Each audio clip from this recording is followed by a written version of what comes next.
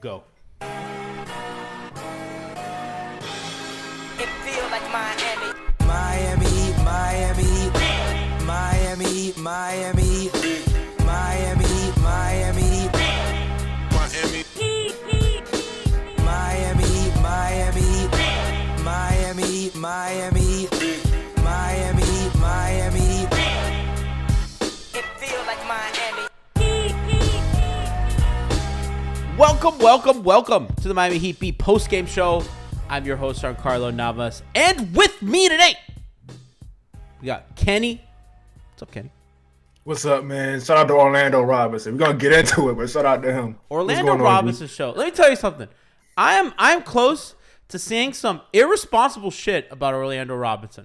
Say it. Listen, everybody don't get mad at me. I'm not gonna lie. It feels like when they found Hassan, except he does important shit on a basketball court, like box out and play defense and listen to people. I swear I was thinking the Hassan thing while I was watching them. And like people act like because of the way the Hassan thing ended, people act like it was all bad.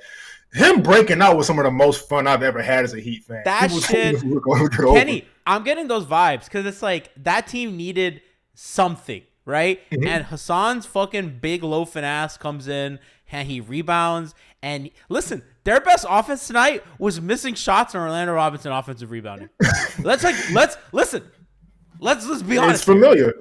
It's familiar. It's the good Hassan. I remember like that's back when I worked retail jobs, so I had a weird schedule. So I'll be on my way home checking the scores. So it'd be like, all right, end of the first quarter, Hassan Whiteside has 12 rebounds. Like what? And remember that Spo don't want to play him. Yeah. Yeah, I mean, he ended up being right at the end, but in a roundabout way. But like with Orlando, it's like we all see it, and I think that they're gonna get there eventually. Because at this point, I think the evidence is like stacking up. You know, I want to go through everybody today, from Orlando to Duncan to Max, who shout out to Max, to Gabe, great game, Vic, Tyler for hitting that big shot at the end, Kyle for the playmaking. Listen, they played Gobert off the fucking floor tonight. They traded, man. I don't remember the last time the Heat had 5 draft picks to trade. I don't think they've had that since like the Clinton administration. And they traded all of that for this guy who got played off the floor because Gabe Vincent was hitting a bunch of floaters in his face.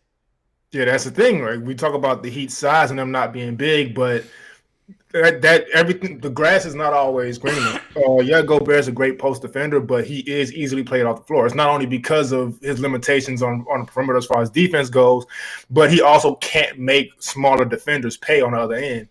And so, third quarter, I think he was out of there pretty much until the last possession where they needed to stop. I think that the Heat, and we talked about this pregame, Kenny, Gobert, Minnesota's does a great job of protecting the rim. They're like the 6th people attempt the 6th least amount of shots at the rim against the Timberwolves all season. A big credit to that is Gobert and what he does as a pick and roll defender and all that. Miami was just not scared of him. And like, I think we've seen Bam kind of get shaken by guys' heights and length and stuff like that, and Jimmy too. I think they're like too like conservative in like the shit that they'll try in the paint. Gabe, Orlando Robinson, these motherfuckers didn't care. Gabe is like, I'm going right at you. Orlando Robinson, he doesn't know any better. Yeah, that's the thing, and I'm really, because that could be for someone at the stage of Orlando Robinson's career, that could be intimidating for someone that young going against this multiple-time defensive player of the year. But man, he handled it well. And that's what you're supposed to do with shot blockers. I don't know why, and I'm gonna sound old here. I don't know why today guys kind of shy away from shot blockers. You're supposed to get into them and try to get them in foul trouble or back them off. And so Orlando Robinson did a great job of that tonight. Absolutely. So, man, there's so much to get into today. And Kenny, I don't know about you. I never felt the win was in doubt. It's kind of a weird one where Miami has given you so little confidence all year. And today was a game that I'm like, no, yeah, they're going to win this. And even when it got like shaky at times, I'm like, they were always in control. And I thought, when Minnesota cut it to like 3 in the third, I think Kyle hit a 3 and somebody else made a play or got like a forced a turnover on the other end. And they made enough plays like that where when Minnesota got close enough, they kind of pulled away. And that was consistently. Man, they said on the broadcast today, Kenny, that was the first third quarter win that they've had since December fucking 5th. 21 days, man. But you know what it was tonight? That's a whole advent calendar since they fucking won a third quarter. I think the thing tonight was, I think what happens is you see stars missing and you think, well, the team is worse, obviously, without its stars. But what happens with that is you don't have that safety net. So your margin for error is way shorter. And he did a great job tonight of responding to that. Like you said, they were going at Gobert. Orlando Robinson on the offensive glass, that's something they usually don't have. Yeah. Because Bam is involved in every action on the perimeter with the handoffs, all this other stuff. You have Orlando Robinson already down there. He's just picking and rolling, keeping it real simple. A couple handoffs here and there, but for the most part, he's down there. So it's a different look. It's not as great of a team, but it's a different look, and it's difficult to scout against. And so I'm sure they expect the Timberwolves expected to go in there like, okay, we're going to dominate the glass tonight. But I don't think they won that battle tonight. They may have, but if they did, it was pretty close. I know that Minnesota got like a late offensive rebound, and I was like, that hasn't happened very much today. I think Miami has thoroughly kind of won the glass. So Minnesota had 44 rebounds. Miami had 40. That's funny. But I think that, yeah, but I mean, I think Miami got a lot of important offensive rebounds, which you feel a ton. Let's give some shout out to some people in chat, Kenny. You know, holiday season, people are here with us. Eric the Great, subscribed to tier 1, says, send Dedmon to the Sun and replace him with Orlando Robinson. Shop's closed, baby. King Barrow says best Orlando in Florida. I agree. Yeah, 100%. I 100% agree. Heatside said best game of the season in the paint versus Gobert and with the two-way center available only. We'd love to see that. And I just think people have the same kind of positivity that we have. Somebody else in chat goes, respectfully, the mechanic needs to hang up his tools and retire. And that's where we are. Polterghost said Orlando ate up Baguette Biombo in the paint. I love calling Gobert like Baguette and then like noun, like Baguette, whatever. It's really funny. It's never not funny to me. Yeah, JG says we need to attack the basket more like that. We shoot too many threes right now. And I thought they shot a ton of threes tonight too, but I think the willingness to kind of go in the paint, shoot those floaters, those mid-range. One of the things I liked, and they kind of did this more toward the first half, not so much in the second half, but Katie, they were setting like lower screens with Orlando Robinson. So typically in a high pick and roll, you know, the guy will come up to the 3-point line and set the screen. And a lot of times what you want that for is because you want like guys to have the ability to pull up from three. But I kind of like the adjustment of like, hey, let's set a lower screen. Let's not take so many threes because we're not hitting as many. And let's let our guards kind of walk into some pull-up twos or kind of be a little bit closer to the basket and get their floater game going. And that was really reminiscent of like Tim Duncan because that's what Timmy and Tony Parker used to run a ton, right? Because like Tony, especially early on, wasn't shooting like threes off the dribble, right? It was like, hey, let me get Tony to get to his spot. They get to a floater, get to the basket, and that kind of a short roll, you're in good offensive rebounding position as well. And I thought that tonight was a really nice adjustment by Spo. You saw Gabe kind of get going with the floater. I thought Tyler's best looks came from floater shots in the paint off those actions. So I really like that, Kenny, from them a lot tonight. Yeah, and I would like to see them add that wrinkle a little more. And they did shoot a ton of threes tonight, but I will say, because I've seen a lot of people ask the question, why are they shooting so many threes? And in those cases, when you have those good shots, you just have to take them and kind of bet on them starting to go in rather than just giving it up and then making it that much easier for the defense. So that's the answer to why they kept continuing to shoot the threes. But I do like that they added, like you said, setting the screens lower and being able to get to their floaters. Because Tyler, for example, was 0 for 8 tonight from 3. And I believe he was 7 for 19 from the field. Yep. So without those threes, it's a solid game. But he was set up with that, with the floaters and with being able to get to the basket or whatever it is. And same thing with Kyle Lowry. He's not been the strongest three-point shooter the past 2 seasons. Well, pretty much his stint in Miami. But the floater was going tonight. He was able to get to the basket, draw contact, create for others. And so that wrinkle I'm hoping sticks when Bam comes back. I would like to see Jimmy set those screens lower a lot more often. And that could be because this team, they've been in so many close games. That could be the difference between wins and losses some nights, like it was tonight. So, they did it tonight without a 20-point score, right? Strus, team leading 19, which I'm going to get to him in a second because he was big time today. Tyler with 14, Kyle with 18, Orlando with 15 and 9. Most of that on the offensive glass too, which is pretty crazy. I believe he had 7 offensive rebounds. That's crazy. That's enormous. Duncan had 9. Some congratulations to Duncan, by the way, fastest player to 800 threes. Probably not a record that will stand with the way that the league is kind of trending in terms of kind of 3-point volume, but that's a huge accomplishment in a league with a lot of really prolific shooters, including Steph and Clay and Dame Lillard and all these guys. So Durant. So credit to Duncan, man. That's a really cool accomplishment. And I like Kenny, how he's finding his spaces on the floor again. I think he's back to moving and shooting off motion, not spot ups. And I think probably these lineups without Jimmy and Bam help him. Some handoffs, some relocations, because there's more ball movement, right? These guys have to work the floor more to get looks. And I think that kind of the surplus, the addition of ball handling, right? The injection of Gabe Vincent, because now you're playing more 3-guard lineups again. So you'll play what is it? Duncan, Depot, Gabe, with Highsmith, who's just going to space and screen, and then a rim roller in Orlando Robinson. And I really like that unit. And I like what Duncan gave them in those spots. Yeah, so a few things about Duncan. So for one, him still breaking records as far as being the fastest person to this many threes while having a season and about a third of one being in and out of the rotation is extremely impressive. From to still be on that kind of pace, just missing so many games and playing so little minutes. But also, as far as the motion shooting, that's a thing a lot of people don't realize is the most elite of elite shooters are more comfortable shooting some ways than others. And so with Duncan, when Kyle came here, they didn't really need to depend on Duncan with the dribble handoffs as much. And so he's not as comfortable coming off the dribble handoffs, moving and all this stuff. The spot ups, that's not really his game. It's never been his game. Even at Michigan, he wasn't a spot up, stand in the corner or stand on the elbow shooter. And so tonight, where they needed him a little more because they didn't have Jimmy, they didn't have Bam, he kind of got back to doing what he had been doing his first 2 seasons here, and we saw it really pay off tonight. Super big time for him, and I'm happy that he kind of had that moment again. Let's get to Max, bro, because Maxwell has had a rough time with it, and we've been hard on him. Big today, not just shooting the ball. I liked his cutting. I liked his downhill action. I sang his praises on defense earlier on our pregame show because I do think that he's really, while not elite, he's really kind of held up. And we're gonna get to Jovic. I know chat's tripping about Jovic. I have things to talk about him about too, but so many people had good games, man. It's nice. It's been a while. It's a lot to celebrate today, and Max kind of coming back to life a bit since the first time, really since the Boston game, in the one that they lost in Boston.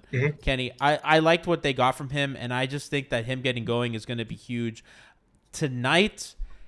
He hit a lot of like really timely threes. There were a couple run stoppers, which I thought were important. And I think that's kind of what he gives to them, especially in the context of this game without Jimmy and Bam. You need something to stop the bleeding. And he consistently, and the closing quarter thing, that 3 he hit to close, I believe it was the first half. That's big, man. You go, you could have gone in tied. You go in with a 3-point lead. That stuff matters, and like those kinds of things that they haven't been doing all season, and to see it tonight and to see that guy get to that space where he has been struggled. Was he 5 for 10 from 3 tonight? I believe so, which is just big time, man. Just big time for him. Yeah, he was 5 for 10, 7 for 12 from the field. I can't sing his praises enough tonight. Yeah, I have to give Max his credit too, because I got uncharacteristically frustrated because that slump was pretty rough. And I had to take a step back and understand he had been playing out of position a lot of the season. He had been playing way more minutes than he should have been, being asked to do stuff he doesn't normally do. So the slump was bound to come. And to see him get through it and look like Max again tonight was really just great to see.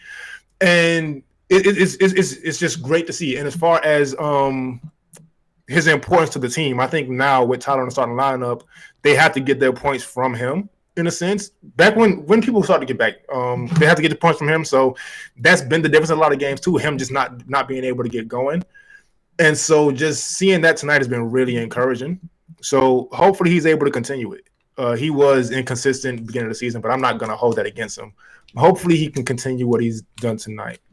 Kyle Lowry is a guy that I think when their starters, when their stars, right, Jimmy and Bam are out, all eyes go to Tyler and they go to Kyle, and I think rightfully so, right? Your two, next kind of highest paid, high profile guys down the line, Yeah, and we'll talk about, we'll close the show with Tyler, but Kyle absolutely brought it tonight as a playmaker, as a scorer, which I thought was important early on in the game. Kenny, he was kind of looking for a shot, going downhill, which I think is really important on nights where Jimmy's not there. He was putting pressure on the rim, kind of passing out of it, getting guys open. Not that they were super great from three, which, by the way, small note, the fact that they got out rebounded and they got outshot from three and they still won is fucking impressive without their two best players. Just credit, good win. I'm not taking any. It was Minnesota without Towns. That's a fucking good win that you needed. So I don't want to hear any of that. But I thought Kyle was huge. Again, kind of similar to Max, where a lot of kind of those run stoppers didn't have his normal pick and roll partner in Bam. And I liked what he ran with Orlando Robinson. I liked the way that he was using kind of wing screens. I thought Highsmith did a really good job kind of screening for him. I thought Kyle kind of picks his spots really well. Active rebounder. I thought defensively tonight he was really good. When they were in zone or out of zone, Kyle was very sharp, attentive, very quick hands. And even though that charge at the end of the game kind of didn't go his way, I just liked the activity because they understand that their two best players are not there. And sometimes you need to try like some risky shit. And I don't mind that. And I thought the strips, the activity, the rotations, all that was just super good for him tonight. Yeah, Kyle Lowry, and this is your ministry. He may be the most misunderstood player in the league, I think. I think people have expectations of him to just come out and score 18, 20 points, have 8 assists, 6 rebounds, whatever it is. But his biggest asset and what's always been his biggest asset is he just makes the right play at the right time most of the time. He's not afraid to get in there and take a charge in the clutch. Like we said, that call didn't go to Heat's way, but him stepping into it, and it could have been Anthony Edwards got in the air, but him being able to step into that and be able to take that chance is huge. Him being able to knock down timely shots is huge. He helped force that steal at the end of the game. Yeah, I think he might be credited for that steal. I know that he was the one that got his hands in there, and it was a team. It was a team effort because it was like there was help, but that's what he does. Yeah, but he steps up every time you need him to. When you have guys out who usually score, he steps up and scores. And I think what happens now is there's a newer generation of basketball. Damn, I sound old this episode. but there's a generation that doesn't really know like the era of point guard Kyle Lowry came from. And so he's doing that stuff. He's setting other guys up. He's just making the big play, whatever it is. And if he needs to score, he will. And tonight we saw it really shine through. I think people don't get it because like he kind of oscillates between being very trigger happy and like too not trigger happy. And it's like very, and I understand that that's frustrating, but I think, and Chat, like I know that he's frustrating for Chat, but like even Chat's like, young, man, you guys have names that I can't read. Somebody that starts with Young is like Kyle turns up when the gang is out. I'd argue he plays to his full $30 million when he's just the main vet out there. Shit like that is like, that's I like that people like are appreciating that. And Nikias and I talked about this on a pod maybe a month ago. He has to make, what you want in a point guard, especially like a point guard like him.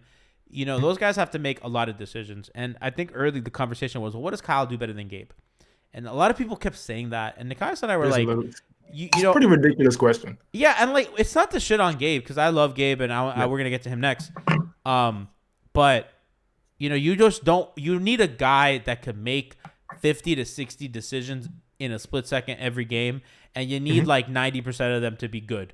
And not everybody can do that, right? That's a lot of responsibility and game knowledge and everything. So just credit to him, man. Played really well. I'm just happy that that he showed up when they needed, and he's kind of been the guy. And listen, last season, by the way, when, guys were out and he was the main guy in, they got performances like this from like Orlando Robinsons and Gabe Vincents and Max Struses and stuff like that. So tonight he got, a really good a really good Max game and a really good Orlando game. And he kind of helps kind of get that going and bring that together. Obviously, those guys, credit to them for playing well. But just wanted to highlight my boy. Okay, 3 more players, and we're going to get out of here. I normally don't do the post games going player by player, but I just think a lot of dudes. So many people play well, yeah. I just think a lot of dudes deserve love. Let's get to Gabe, then Jovic, then close the show with Tyler. Man, I'm just happy that Gabe's back. Kenny, Bond and I talked about this. He's a stabilizer for them. They need that real backup guard because I think Oladipo overhandling isn't good. And it's kind of a thing. It's like you don't want Oladipo making those kind of on-ball decisions. You want him to make a decision to score off an attack, not to orchestrate offense. And I think if you split that duty between a guy like Gabe and a guy like Oladipo, it kind of gives you what you got. Obviously, you get the tough-ass defense. He hit shots today, Kenny. He hit a couple threes. One went in and out. That were big time for him. The shots in the paint, going at Gobert with the floater. He had a turnaround jumper that was kind of getting to like one of his signature shots in the paint last season that he hit a few in that area, which was so big for them. But him kind of stepping up today, being available, I was just happy for the man that is Gabe Vincent. Yeah, and I mentioned earlier, not today, but on another show about Gabe's percentages shooting wise may look that way because he has a new shot profile. And some of those shots, the turnarounds, the floaters, he wasn't taking those last year. And he hit those, and he had that hot, I believe it was the third quarter or fourth quarter where he just went off. And so that's one thing. The defense is always going to be there. So obviously you need that off the bench. And that one lineup, because I don't think we're going to talk about these other players, where it was Gabe, Oladipo, and Haywood Highsmith, where the Timberwolves just couldn't score. you missed that. You missed that from Gabe being able to be at the point of attack and really make things difficult for the other team. Kenny, you know what I loved about that? And I made the joke in our chat. That lineup had dog in them. Yeah. And the Heat haven't really looked like they've had that a lot of times this season. And to see Haywood Highsmith with a new confidence, it seems like just looking at him. Oladipo, the defense never didn't left. have to do too much today. Yeah. He just got to be Haywood Highsmith. Yeah, he just got to defend, rebound. That's what you need him to do. Don't ask him to take a bunch of threes. He takes really awkward fast break layups, but they've gone in, so good for him. Yeah, it is what it is. But yeah, so credit to Gabe, man.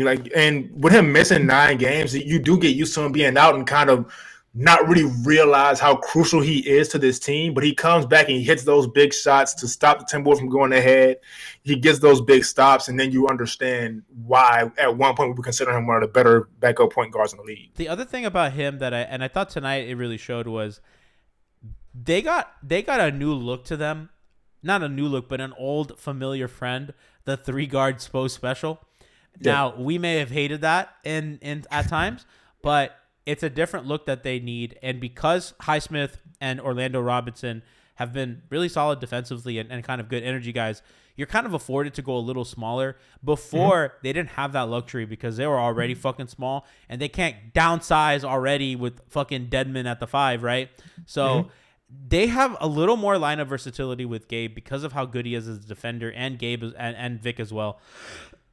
So I'm excited to see kind of how that turns out, and I like those units as well today. Jovic, real quick on Jovic, happy that he's playing. One thing I will say is, and I tweeted this out, I want him in a drop to play a little bit higher because, Kenny, to me, he's not slow. It's not like he's like a cement-footed big. He can move. So I don't understand why he's so deep in a drop. Push him up a little bit and make him move. Because guys are just like kind of walking into their shots or kind of getting they because he's so deep, they have a bit of a step and they get to the spot of the floor that they want to get to.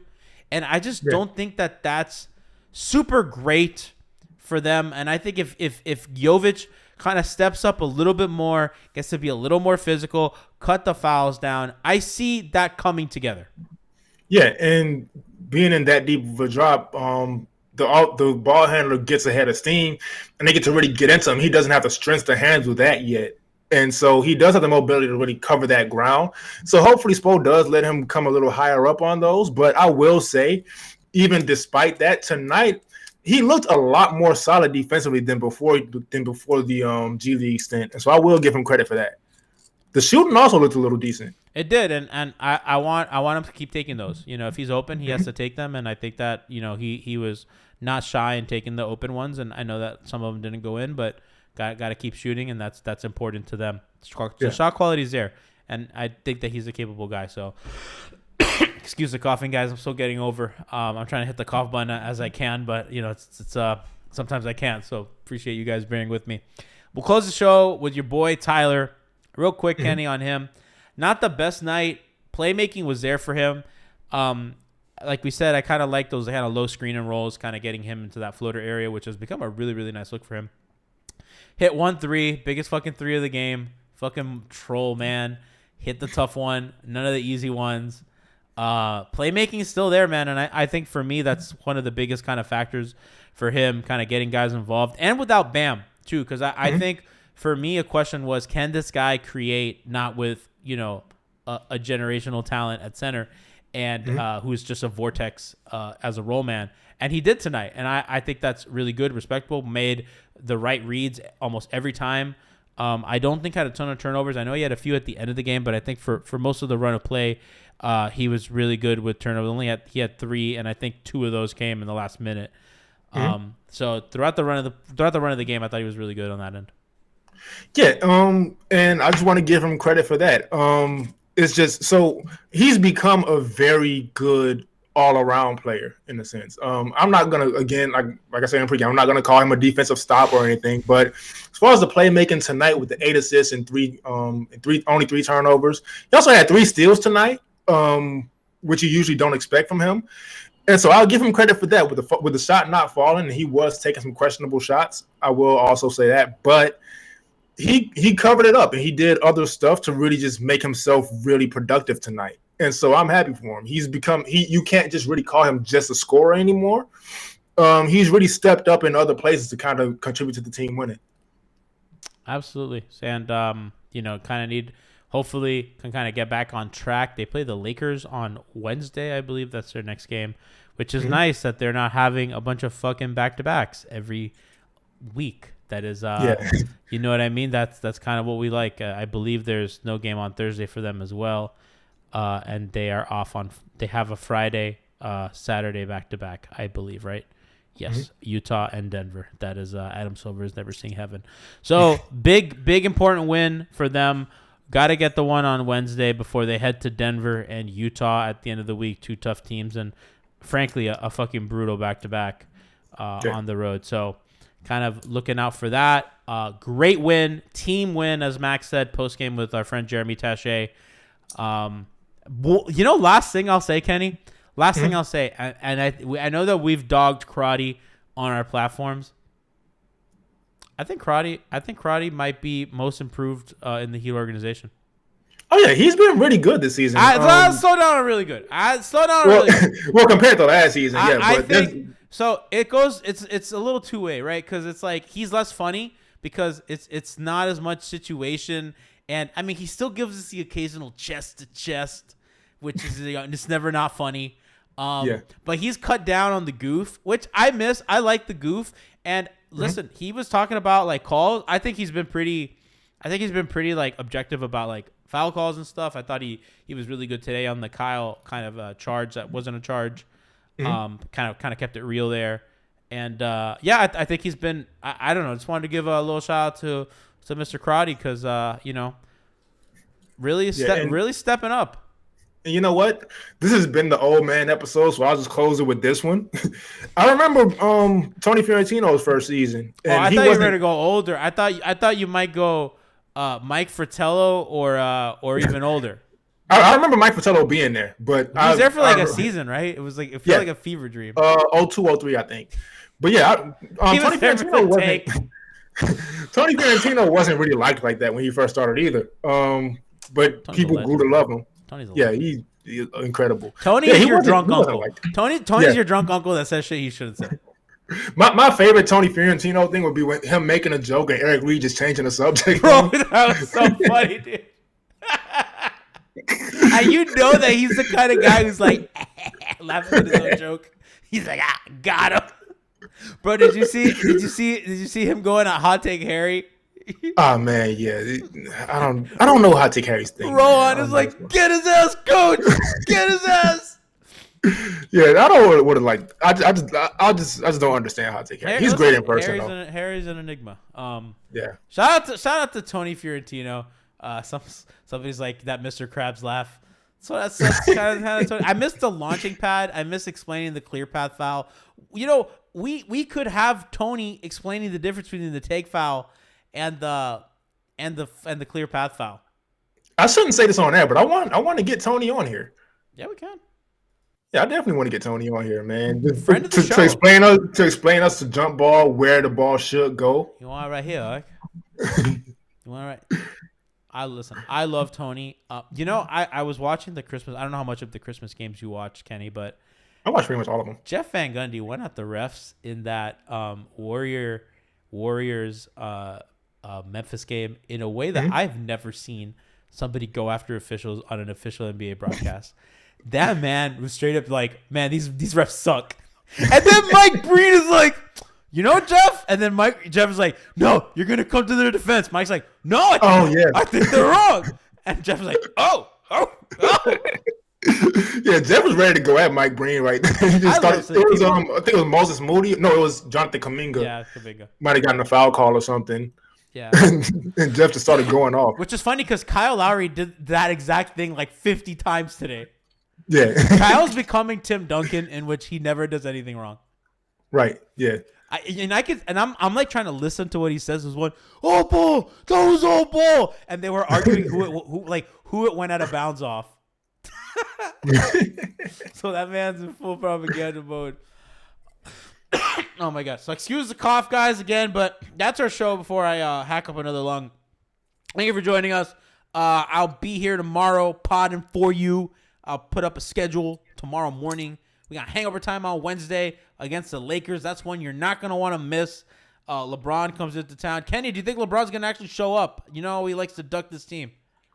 It depends on if Jimmy plays. If Jimmy plays, LeBron might not. I think Jimmy's going to play. In that case, yeah, LeBron's going to have an ankle or something. I don't know, man. Jimmy's too proud. That's the game that Jimmy wants. Yeah. He probably could have played tonight. He was just like, nah, give me the Lakers. Yeah. Jimmy low-key ducks the Timberwolves. Yeah, it's Jimmy a little low-key. wild. And I don't want to talk shit because, you know, Jimmy's my guy, but I know that if we were Timberwolves fans, we would be saying that shit. Oh, yeah, 100%. Yeah, so it is a little weird he never plays against them, though. It's getting to the point that I don't think it's coincidence. I think today is coincidence, but like all the other times, he played once and they lost. He played the first game, I think it was like game 3, and they lost. It was a weird game. It was after that win against the Bucks in overtime where Kelly did the weird catch. Man, love Kelly. Yeah, so shout out to that. Shout out to them. Shout out to my Jacksonville Jaguars. Division leading. Going to the playoffs. Shout out to Trev. And I'll see you guys tomorrow. Peace. Yeah.